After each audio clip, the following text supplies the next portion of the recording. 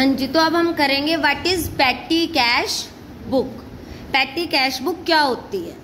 ये cash book का एक पार्ट होता है, एक तरह से, जो छोटे छोटे एक्सपेंसेस को एंटर करने के लिए बनाई जाती है। In every business of whatever size, चाहे छोटा बिजनेस हो या बड़ा, a large number of small payments such as for postage, stationery, bus fare, taxi fare, cartage etcetera.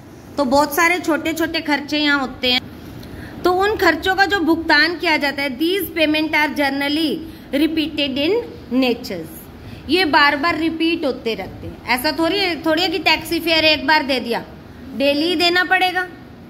ठीक है, कार्टेज, जब भी हम सामान भेजेंगे तो गाड़ी वाले को या रिक्शा वाले को किराया बार बार देना पड़ेगा। If all these payments are made by the cashier, अगर ये सारी पेमेंट जो आप कैश बुक बना रहे थे, कैशियर जो हेड कैशियर है उसके द्वारा ही की जाती रही, तो cashier will be overburdened with the work and the cash book will also became very bulky. तो इससे क्या होगा, जो मेन कैशियर है उस पर ओवरबर्डन हो जाएगा काम का, कि सारे छोटे छोटे खर्चे उसको उसमें लिखने पड़ेंगे, और जो कैश बुक है उसका साइज भी बहुत बड़ा, भारी भरकम हो जाएगा। टू अवॉइड दिस, तो इस प्रॉब्लम से बचने के लिए it is usual to appoint an employee as petty cashier. तो एक व्यक्ति को, एक एम्प्लॉय को हम क्या बना देते हैं? पेटी कैशियर बना देते हैं। He is entrusted with the task of making small payments. उसका मुख्य काम क्या होता है? छोटे छोटे भुगतान करना। से below ₹1000 and record them in a separate book called petty cash book. For example, अगर उसको कह दिया जाए, ये तो बिजनेस के साइज पे डिपेंड करता है वैसे, तो यहाँ पे इन्होंने 1000 रुपए का एग्जाम्पल ले लिया कि अगर 1000 रुपए से कम का कोई भी खर्चा है तो वो पेटी कैशियर द्वारा भुगतान किया जाएगा, मुख्य कैशियर द्वारा भुगतान नहीं किया जाएगा। अब आपके मन में ये प्रश्न आ सकता है कि मैडम 1000 रुपए से कम के भुगतान हमने मेन कैश बुक से भी कर रखे हैं या नहीं कर रखे? कर रखे हैं। तो ये बिजनेस ट्रांजैक्शंस पे, बिजनेस के साइज पे डिपेंड करता है। ठीक है, और पेटी कैश बुक में कौन सा सिस्टम हम यूज करते हैं? Imprest system of petty cash book. Under this system the petty cashier is given a definite sum. अब यहाँ पे निश्चित राशि कहा है, हर बिजनेस के लिए ये 10,000 नहीं है। फॉर एग्जाम्पल, उसको एक निश्चित राशि, या मान लिया कि हमने उसको 10,000 रुपए दे दिए हैं at the beginning of certain period. एक वक्त, मतलब कि महीने की फर्स्ट डेट को हमने उसको कितने रुपए दे दिए? 10,000 रुपए दे दिए। This amount is called imprest amount. ये जो निश्चित राशि उसको दी जाती है, दैट इज इम्प्रेस्ड अमाउंट। तो 1 मार्क्स में डेफिनेशन भी आ सकती है। What is imprest amount? A definite money which is given to the petty cashier, that is called imprest amount. The petty cashier goes on paying all petty expenses out of this imprest amount. जो हमारा पेटी cashier है वो सभी छोटे छोटे खर्चे इसी इम्प्रेस्ड अमाउंट में से खर्च करेगा। Cash book maintain by him at the end of given period. एक समय, जो वो समय खत्म हो गया, 1 महीने का है सपोज, वो समय खत्म हो गया, तो the petty cashier submit the accounts to the main cashier. जो पेटी कैशियर है उसने जो अपना अकाउंट तैयार किया है वो मेन कैशियर को सबमिट करवा देगा।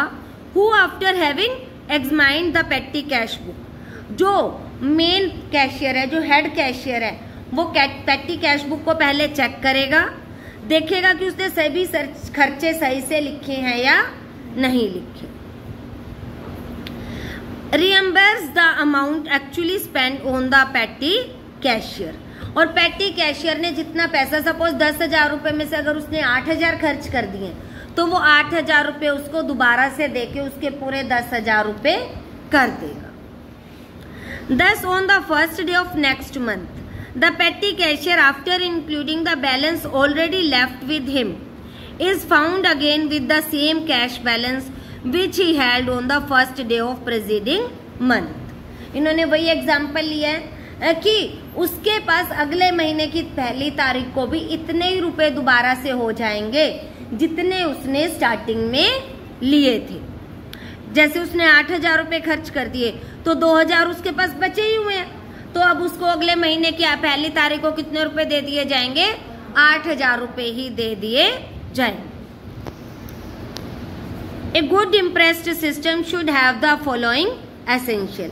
एक अच्छे इम्प्रेस्ड सिस्टम में क्या क्या विशेषताएं होनी चाहिए? The petty cashier should obtain proper receipt for all the payments made by him. जो पेटी कैशियर है उसके पास प्रॉपर रिसीप्ट होनी चाहिए for all the payment made by him, कि उसने जितने भी भुगतान किए हैं, क्योंकि हर लेन देन का एक निश्चित प्रूफ होता है, बताया था, जिससे वाउचर बनाए जाते हैं, बिल होते हैं हर खर्चे के, तो उसके पास निश्चित प्रूफ होना चाहिए, निश्चित बिल होना चाहिए। और अगर नहीं है तो उसे अपने हाथ से बना के जिसके लिए पेमेंट की गई है उससे सिग्नेचर करा लेने चाहिए। All this receipt should be arranged date wise. इन सारी जितनी भी रिसीप्ट है उनको डेट वाइज लगा लेना चाहिए and numbered so that these may be checked up easily by the main cashier, ताकि जो मेन कैशियर है उनको इजीली चेक कर सके। सेकेंड है the petty cashier should himself prepare proper voucher for the expenses for which proper receipt can not be obtained. ये मैंने पहले ही बता दिया कि जिस लेन देन का हमारे पास प्रॉपर रिसीप्ट नहीं है उसकी रिसीप्ट उसे अपने हाथ से बना लेनी चाहिए और प्रॉपर अथॉरिटी के सिग्नेचर करा लेने चाहिए। फॉर एग्जाम्पल, मैनेजर के रूम में कोई गेस्ट आया, कोई भी क्लाइंट आया, उसकी एंटरटेनमेंट के रिफ्रेशमेंट के लिए अगर कोल्ड ड्रिंक और स्नैक्स आए हैं लेकिन हमारे पास उसका बिल नहीं है, तो उसे हाथ से वाउचर बना के उस मैनेजर के सिग्नेचर करा लिए जाएंगे। अब गेस्ट के तो कराए नहीं जाएंगे कि लो जी आप सिग्नेचर करो, आप यहाँ से कोल्ड ड्रिंक पी के जा रहे हो और स्नैक्स लेके जा रहे हो, लेके यानी कि जितना भी उन्होंने खाया वो लेके जा रहे, तो वो तो करेंगे नहीं। तो मैनेजर इस बात के सिग्नेचर करेगा यस कि मेरे यहाँ गेस्ट आए थे या क्लाइंट आए थे। जो क्लाइंट है वो भी एक तरह से उनके लिए गेस्ट ही है। नेक्स्ट है there should be an upper limit of amount. एक अधिकतम राशि होनी चाहिए एक सिंगल पेमेंट की by petty cashier. Payment about this limit should be made only by main cashier. कोई खर्चा नेचर तो पेटी कैश बुक से रिलेटेड है, लेकिन एक निश्चित राशि से अधिक है। कहीं पे इसे 1,000 रुपये मान लिया गया, कहीं 500 रुपये मान लिया गया, कहीं 200 रुपये। ये संस्था पे डिपेंड करता है, ऑर्गेनाइजेशन पे डिपेंड करता है। तो उस राशि से अधिक अगर कोई खर्चा है तो वो किसके द्वारा भुगतान किया जाएगा? हेड कैशियर के द्वारा। नेक्स्ट है पेटी cashier should get reimbursement of the amount spend by him only from main cashier. तो जो उसने जितने पैसे खर्च किए हैं उन्हें रिएम्बर्स यानी कि दोबारा कहाँ से प्राप्त करेगा? हेड कैशियर से ही प्राप्त करेगा।